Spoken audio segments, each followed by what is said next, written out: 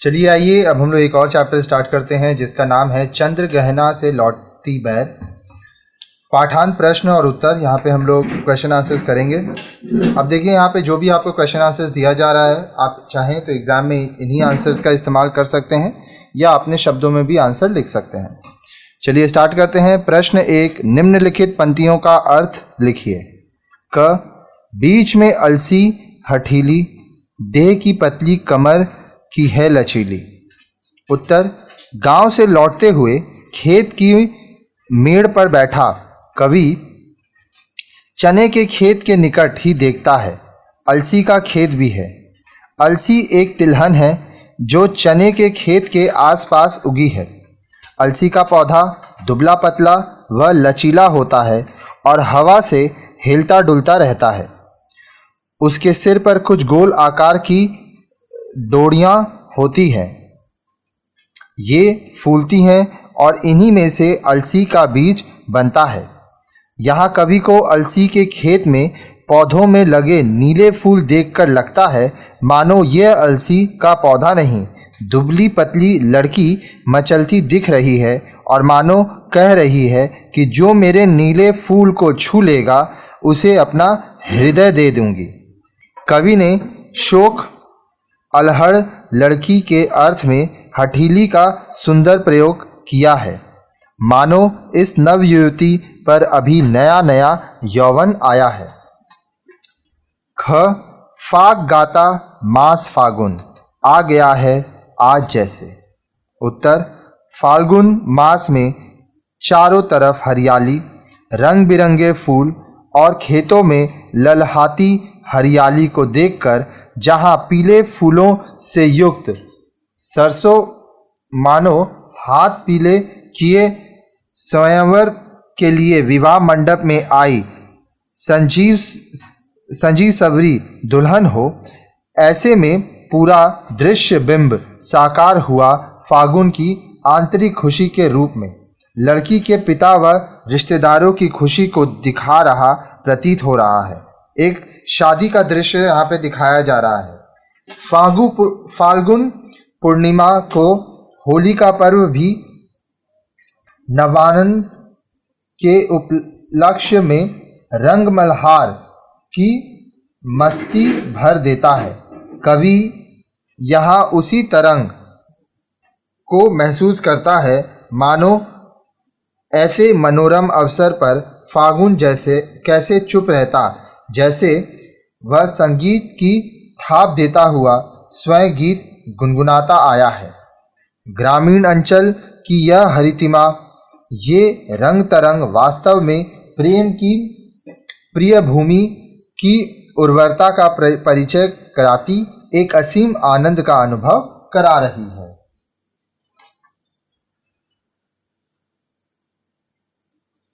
ग, श्वेत पंखों के झपाटे मार फौरन टूट पड़ती है भरे जल के हृदय पर। उत्तर, कवि ने यहाँ काले माथे और श्वेत पंख के माध्यम से चिड़िया के मन में हड़पने व शिकार दबोचने के भाव को मन के कुलसित पक्ष के रूप में दर्शाया है।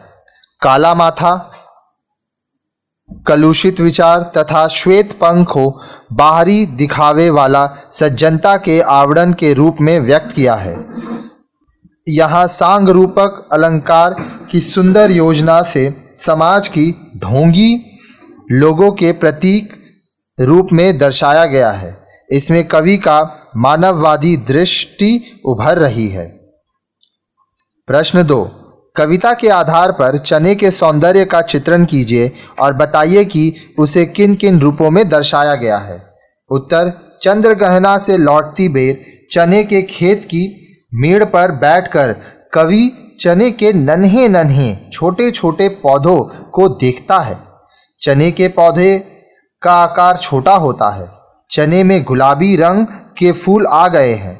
कवि को लगता है कि यह छोटे से कद का बित्ते भरा बालिश्त एक माप अंगूठे से छोटी उंगली तक का चना अपने सिर पर गुलाबी पगड़ी बांधे सज संवरे दूल्हे के रूप में कल्पित करके वातावरण में हर्षमयी तरंग को ध्वनित कर दिया है, जो किसी विवाह मंडप में चारों तरफ फैले उत्साह व रंगारंग में झलक उठती है। अगर आप कभी खेत देखे होंगे तो वहां पर बहुत ही सुंदर दृश्य होता है। प्रश्न 3, सरसों को हो गई सबसे सयानी क्यों कहा गया है? तर्क सहित उत्तर दीजिए।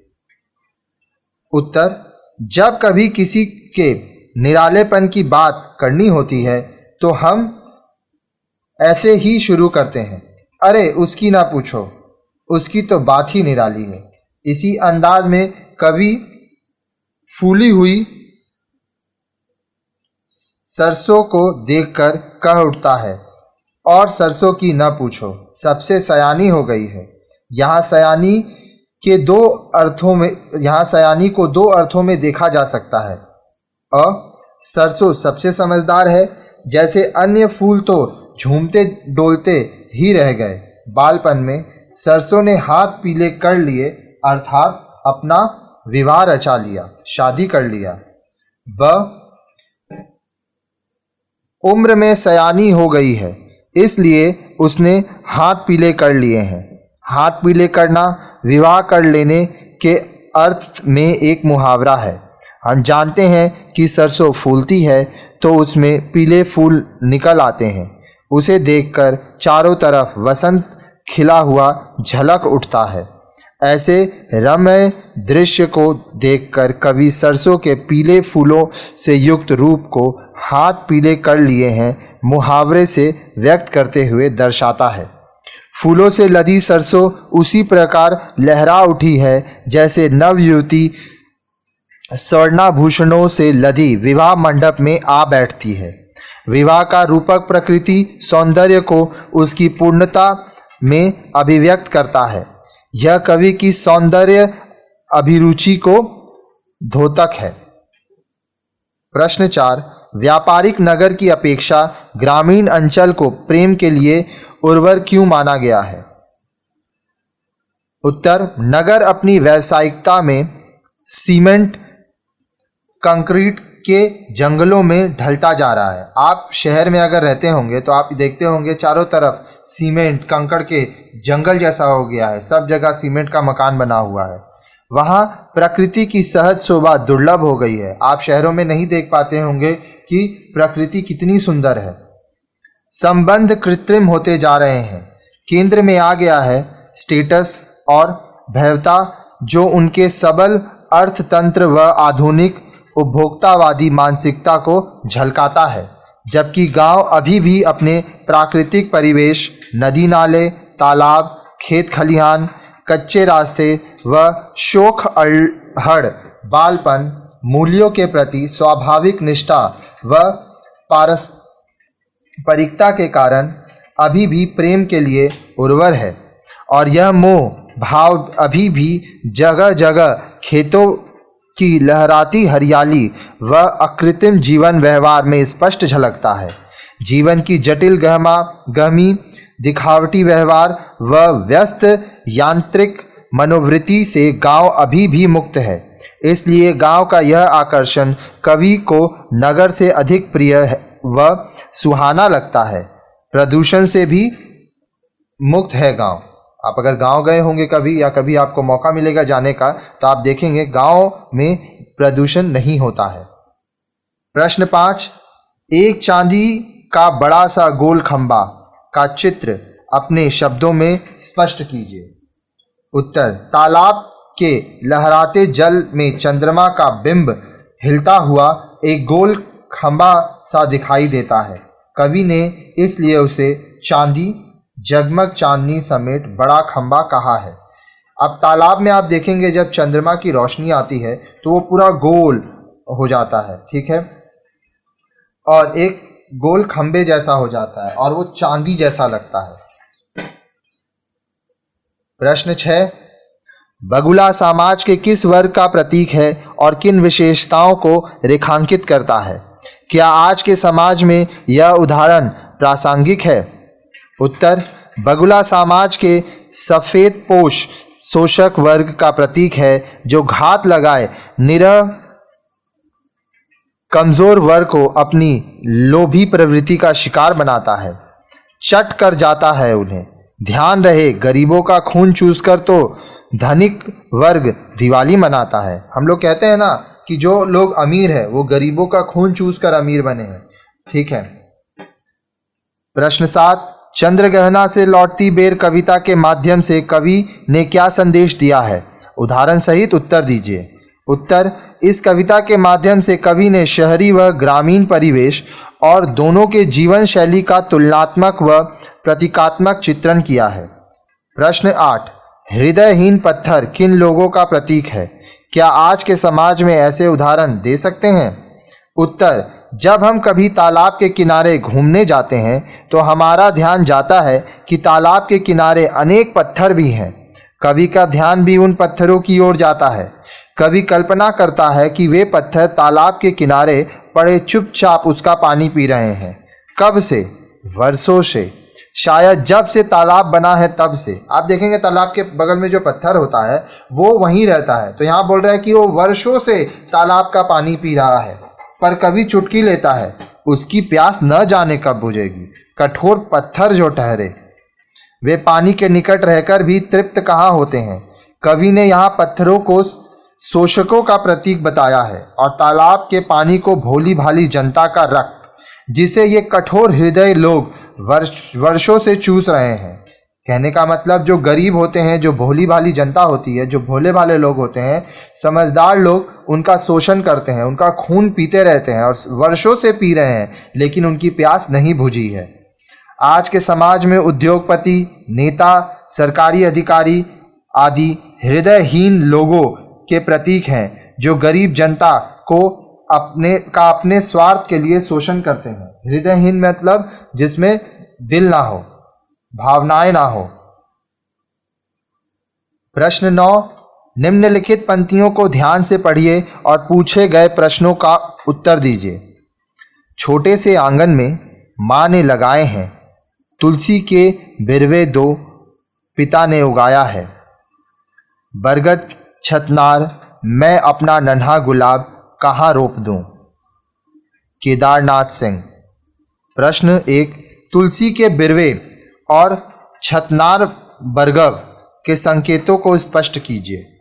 उत्तर, तुलसी का बिरवा पूजा, आचरण व धर्म भावना तथा आस्था के प्रतीक के रूप में प्रयुक्त हुआ है तथा छतनार बरगद छाया और सुरक्षा का प्रतीक है जो संपन्नता व समृद्धि का वाचक है।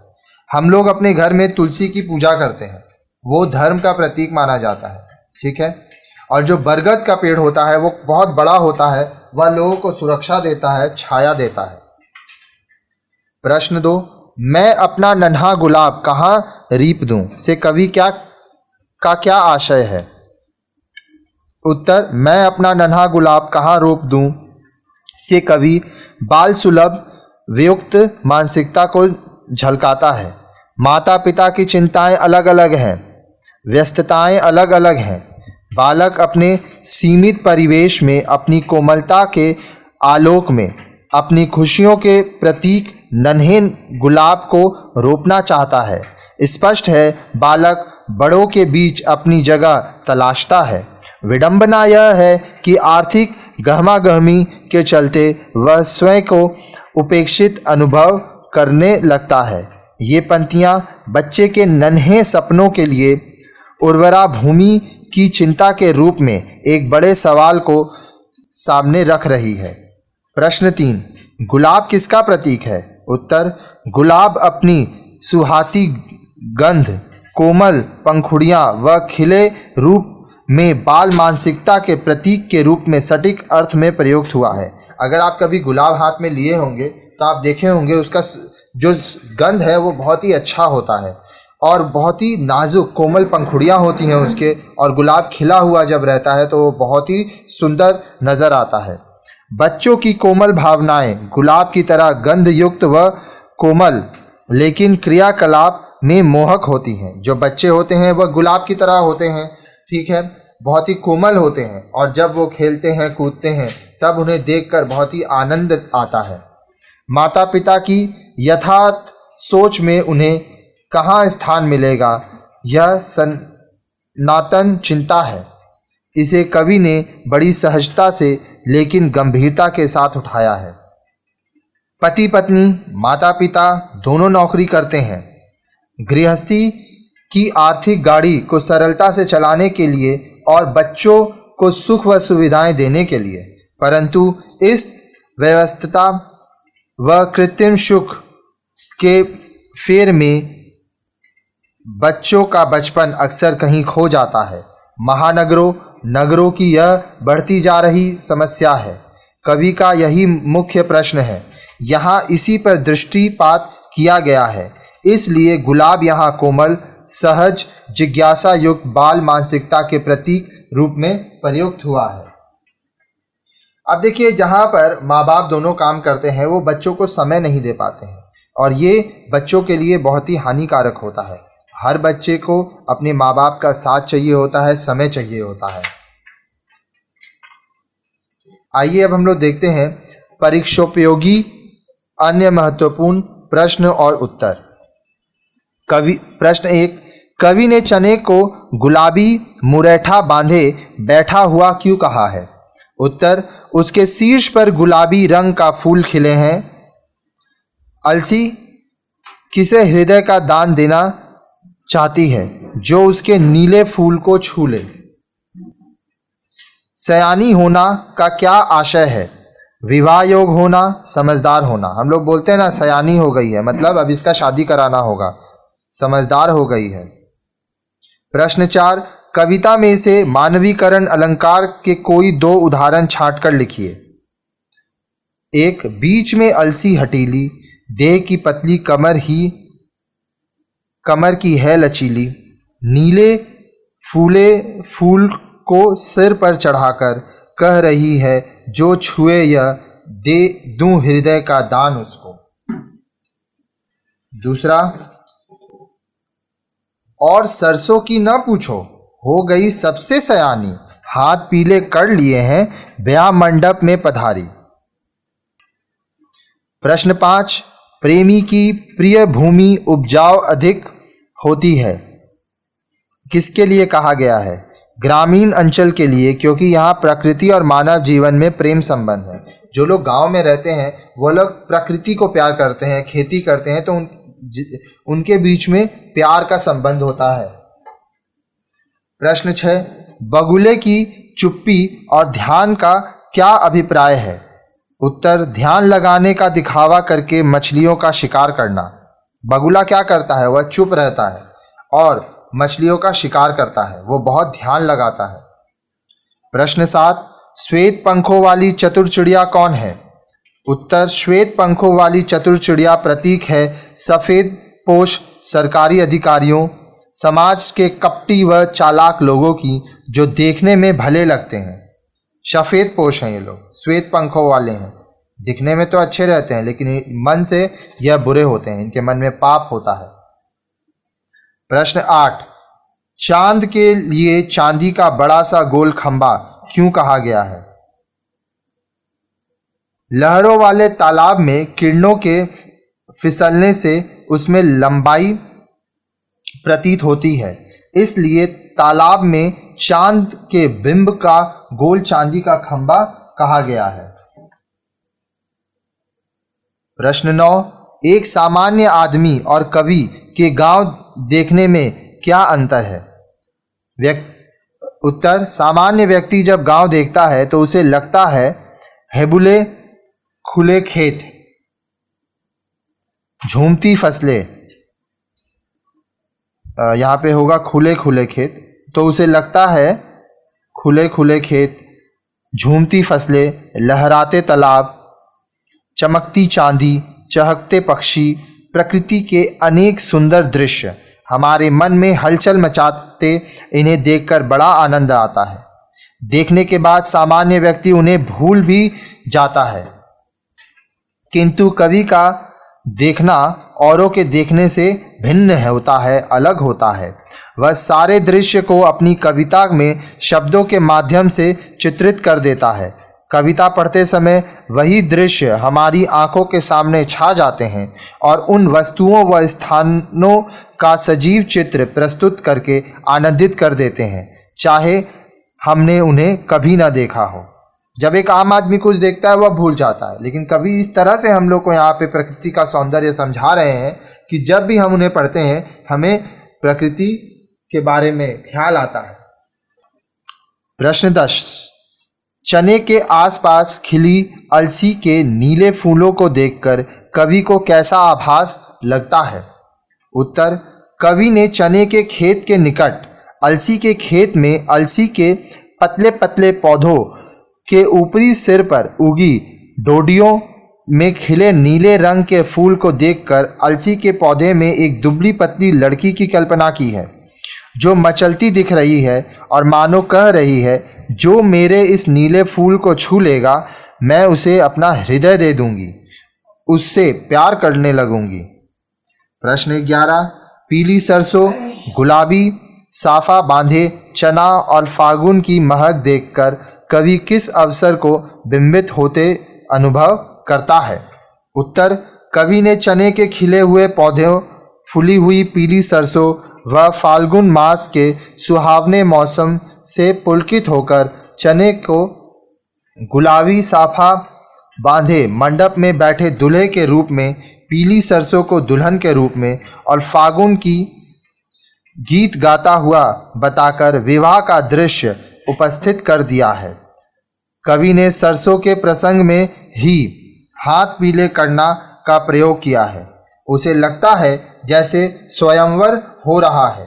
किसका? सरसों का। जैसे माँ विवाह मंडप में कन्या के ऊपर स्नेह भरे आंचल की छां करती है, वैसे ही यहाँ प्रकृति माँ की भूमिका निभा रही है। प्रकृति का अनुराग भरा आंचल हिल रहा है, क्योंकि जब सरसों का खेत आप देखेंगे वह हिलता रहता है और बहुत ही सुंदर दिखता है। प्रश्न 12, चंद्रगहना से लौटी बैर। कविता में कवि ने जिस प्रकार जड़ पदार्थों में मनुष्य जैसी सजीवता भर दी है, इसे किस अलंकार का नाम देंगे? उत्तर, हम सभी जानते हैं कि अलसी, सरसों आदि निर्जीव जड़ पदार्थ हैं, परंतु कवि ने उन्हें मनुष्यों जैसी क्रियाएं करते दिखाया है। चना पगड़ी बांधे खड़ा है, पतली कमर वाली अलसी कह रही है, मुझे छुओ तो हृदय का दान दे दूं। सरसों ब्याह मंडप में हाथ पीले किए बैठी है। फागुन फाग गा रहा है। जहां कवि जड़ प्रकृति को चेतन मनुष्य जैसा व्यवहार करते दिखाता है, उसे मानवीकरण कहते हैं। मानवीकरण से कविता में सुंदरता आ जाती है, इसे मानवीकरण अलंकार भी कहते हैं। प्रश्न 13, चंद्रगहना से लौटती बैर कविता में कवि ने मानवीकरण के अलावा एक और किस सुंदर विधान को प्रस्तुत किया है? उत्तर, यहाँ मानवीकरण के अतिरिक्त एक और सुंदर विधान है। इस पूरे प्रकरण में एक विवाह का मंडप का रूपक है। विवाह के शुभ अवसर पर दूल्हा और उसके परिवार के पुरुष सदस्य गुलाबी पगड़ी बांधते हैं। लड़कियां सज संवर कर फूल लेकर अगवानी और छेड़छाड़ करती हैं। कन्या ब्याह मंडप में लाई जाती है और रात भर लोकगीत गाए जाते हैं। प्रश्न 14, तालाब के किनारे पत्थर देखकर कवि को क्या अनुभूति होती है? उत्तर, जब हम कभी तालाब के किनारे घूमने जाते हैं तो हमारा ध्यान जाता है कि तालाब के किनारे अनेक पत्थर भी होते हैं। कवि का ध्यान भी उन पत्थरों की ओर जाता है। कवि कल्पना करता है कि वे पत्थर तालाब के किनारे पड़े चुपचाप उसका पानी पी रहे हैं। कब से? वर्षों से, शायद जब से तालाब बना तब से। पर कवि चुटकी लेता है, उनकी प्यास न जाने कब बुझेगी। कठोर पत्थर जो ठहरे, वे पानी के निकट रहकर भी तृप्त कहाँ होते हैं। कवि ने यहाँ पत्थरों को शोषकों का प्रतीक माना है और तालाब के पानी को भोली भाली जनता का रक्त, जिसे ये कठोर हृदय लोग वर्षों से चूस रहे हैं। प्रश्न 15, चुपचाप खड़ा बगुला टांग जल में डुबाए। पंक्ति में कवि का आशय स्पष्ट कीजिए। उत्तर, बगुला जो पानी में टांग डुबाए ध्यान मग्न सोया हुआ सा खड़ा है। यानी कि ध्यान मग्न सोच सचेत तो है, परंतु देखने वाले को ऐसा लगता है जैसे सो रहा है। पर जैसे ही उसे कोई चंचल मछली दिखाई पड़ती है, वह उसे तत्काल तुरंत लपक कर गटक लेता है, खा जाता है। कवि यहाँ बगुले को छली, कपटी, पाखंडी के अर्थ में बगुला भगत रूप में चित्रित कर रहा है। उसका आशय यह है कि बगुला हमारे इस समाज के ढोंगी लोगों का प्रतीक है, जो दिखावा कुछ करते हैं और उनका आचरण कुछ और ही होता है। इसलिए कहावत भी है, बगुला भगत कविता में भी ढोंगी बगुला ध्यान लगाकर खड़ा है, किंतु मछली को देखते ही उसे छट पकड़कर गटक जाता है। गटकना मतलब खा लेना। यह समाज में के उन सफ़ेद पोश लोगों पर कवि की टिप्पणी है, जो उजले दिखाई देकर भी भीतर से छल्ली, कपटी, स्वार्थी व शिष्ट समाज के कलंक होते हैं। निम्नलिखित पंक्तियों का आशय स्पष्ट कीजिए। प्रश्न 16, इस विजन में दूर व्यापारिक नगर से प्रेम की प्रिय भूमि उपजाऊ अधिक है। उत्तर, गांव के पोखर, तालाब, खिले चने के पौधे, सरसों आदि सभी कवि के मन को छू लेते हैं। उसे लगता है इस ग्रामीण अंचल में किसी नगर की अपेक्षा अधिक प्यार भरा वातावरण है। नगर तो व्यावसायिक हो गए हैं, व्यावसायिक नगरों में प्यार कम उपजता है। अगर आप शहर में रहते हैं तो आप देखते होंगे कि यहाँ पर लोगों में प्यार की भावना कम है। ग्रामीण अंचल की भूमि प्रेम प्यार के लिए अधिक उपजाऊ है, जैसे कि इस निर्जन अंचल में भी प्रकृति के चप्पे चप्पे में प्यार दिखाई पड़ रहा है। प्रश्न 17, चंद्रगहना से लौटती बैर कविता की भाषा पर अपने विचार प्रकट कीजिए। उत्तर, केदारनाथ अग्रवाल की यह कविता प्रकृति सौंदर्य को चित्रित कर रही है। प्रकृति के अनुपम मोहक दृश्य के प्रति आकृष्ट होकर कवि ने खेत की मीण पर बैठे बैठे यह कविता रच डाली। एक जगह बैठे बैठे यह कविता वो लिख दिए। स्पष्ट है कि चंद्रगहना के नाम के स्थान से लौटते समय कवि ने जो देखा सहज सरल शब्दों में उतार दिया। चंद्रगहना एक जगह का नाम है, वहां से कवि आ रहे थे, वो एक जगह बैठे और फिर उन्होंने सरल शब्दों में जो देखा वह लिख दिया। इस कविता में कवि केदारनाथ ने प्रतीकात्मक ढंग से अपनी बातें कही हैं, इसलिए प्रतीकों का भरपूर प्रयोग हुआ है। मछली सामान्य मनुष्य का, बगुला सफ़ेद पोश लेकिन छल से शिकार करने वाले लोगों का, अलसी एक अलहड़ युवती का, तालाब के पत्थर दिल का। पत्थर दिल इंसानों का जो शोषण करते हुए, गरीबों का हक छीनते हुए कभी तृप्त नहीं होते हैं, संतुष्ट नहीं होते हैं। फाल्गुन दूसरों की खुशी में खुशी व्यक्त करने वाले सही मानव के प्रतीक रूप में व्यक्त हुए हैं। गांव के दृश्यांकन में सहज सजीवता लाने के लिए कवि ने ठिगना, मुरेठा, ब्याह, हठीली, लचीली, फाग, अंचल, चमकाते आदि ग्रामीण अंचल के शब्दों का सुंदर प्रयोग करने से कविता सहज बन पड़ी है। साथ ही विवाह का सुंदर दृश्य उपस्थित करने के लिए उसी से जुड़ी शब्दावली का प्रयोग कर कविता के सौंदर्य को और बढ़ा दिया है, जैसे मुरेठा, हाथ पीले करना, ब्याह मंडप, फाग गाना, स्वयंवर आदि। इस प्रकार कवि ने शब्दों के माध्यम से ग्रामीण परिवेश, वहाँ की पारस्परिकता, रीति रिवाज और सबके बीच आत्मीयता को प्रस्तुत किया है, जो अब नगरों में गायब होती जा रही है। कविता का परिवेश गत संस्कार उपस्थित होने से प्रत्येक प्रतीक अपने अपने स्तर पर सजीव हो उठे हैं। सरसों के संदर्भ में हाथ पीले होना मुहावरा विवाह के पवित्र संस्कार को उपस्थित करने में सफलता से प्रयुक्त हुआ है। पूरी कविता में मानवीकरण व रूपक अलंकार की महक बिखरी पड़ी है। अपने मूलार्थ में कविता का शब्द संयोजन सफल है। मूलार्थ का मतलब होता है मूल अर्थ। प्रश्न 18, चांदी का बड़ा सा गोल खंबा में कवि किस सूक्ष्म कल्पना का आभास करते हैं? उत्तर, कवि अति कल्पनाशील हैं। जो बहुत सोचते हैं, बहुत कल्पना करते हैं, उन्हें कल्पनाशील कहते हैं, और जो कवि होते हैं वो अक्सर कल्पनाशील ही होते हैं। शाम का समय है और कवि अति कल्पनाशील हैं। अच्छा, यहाँ पे ये 2 बार लिखा गया है। शाम का समय है और आकाश में संध्या का सूर्य जगमगाने लगा है, जिसका प्रतिबिंब पोखर के जल में बन रहा है। प्रतिबिंब का मतलब होता है रिफ्लेक्शन।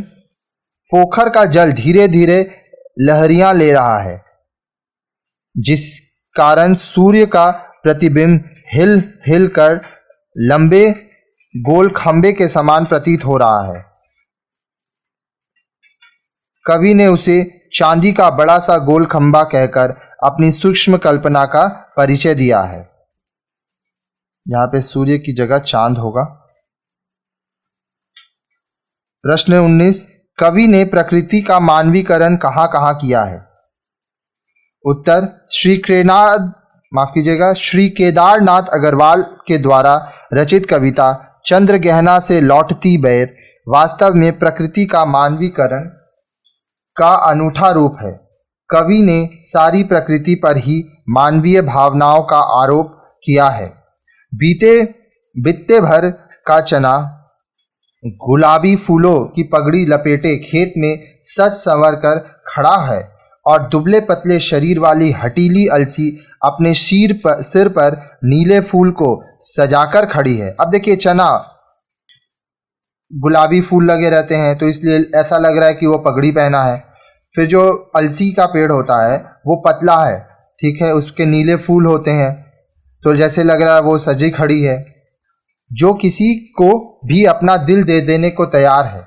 सरसों जवान हो चुकी है, जो पीले फूलों से सज संवर कर ब्याह मंडप में पधार गई है। प्रकृति का अनुराग अंचल हिल रहा है। पोखर के किनारे पानी में अधडूबे पत्थर भी पानी पी रहे हैं।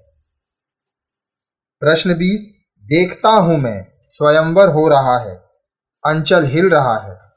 पंक्तियों के द्वारा कवि क्या करना चाहता है, क्या कहना चाहता है?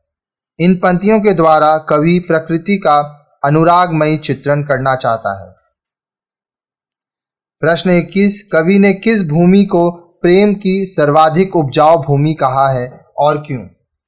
उत्तर, कवि ने व्यापारिक नगरों से दूर ग्राम्य प्रकृति को, एकांत को प्रेम की सर्वाधिक उपजाऊ भूमि कहा है। प्रकृति की निश्चल गोद में प्रेम सहज स्वाभाविक रूप में पनपता है। प्रश्न 22, पोखर के सौंदर्य का वर्णन इस कविता के आधार पर कीजिए। उत्तर, पोखर में लहरें उठ रही हैं, उसके नीले जल के तले भूरी घास उगी हुई है, यह घास भी लहरों के साथ हिलडुल रही है। उसमें चांद की परछाई एक खंबे के सदृश आंखों की आकर्षक लगती है। इसके तट पर कई पत्थर पड़े हैं, वे चुपचाप पानी का सेवन कर रहे हैं। दिए गए विकल्पों में से सही विकल्प चुनकर पूछे गए प्रश्नों का उत्तर दीजिए। अब देखिए, ये एमसीक्यू है, मल्टीपल चॉइस क्वेश्चन। इस तरह का अगर एक एक लाइन का क्वेश्चन रहेगा तो बेटर है आप एग्जाम में ये क्वेश्चन को पहले उतार लें, फिर आंसर करें, तो पूरा नंबर आपको मिलेगा। प्रश्न 23, देह की पतली कमर की लचीली कौन है? लड़की, अलसी, सरसों, मछली। सही उत्तर है अलसी। देह की पतली कमर की लचीली अलसी है। प्रश्न 24, मुरैठा बांधकर कौन बैठा है? लड़की का पिता, कवि, चना, अलसी। सही उत्तर है चना। मुरैठा बांधकर चना बैठा है। प्रश्न 25, तालाब का पानी कौन पी रहा है? पत्थर, बगुला, काली चिड़िया, मछली। सही उत्तर है पत्थर। तालाब का पानी पत्थर पी रहा है। प्रश्न 26, किसका स्वयंवर हो रहा है? क अलसी का, ख चने का, ग सरसों का, घ प्रकृति का। सही उत्तर है ग सरसों का। सरसों का स्वयंवर हो रहा है। प्रश्न 27, आंखों के चौंधियाने का कारण क्या है? चंद्रमा, चांदनी, चांदी, धन। सही उत्तर है चांदी। आंखों के चौंधियाने का कारण चांदी है।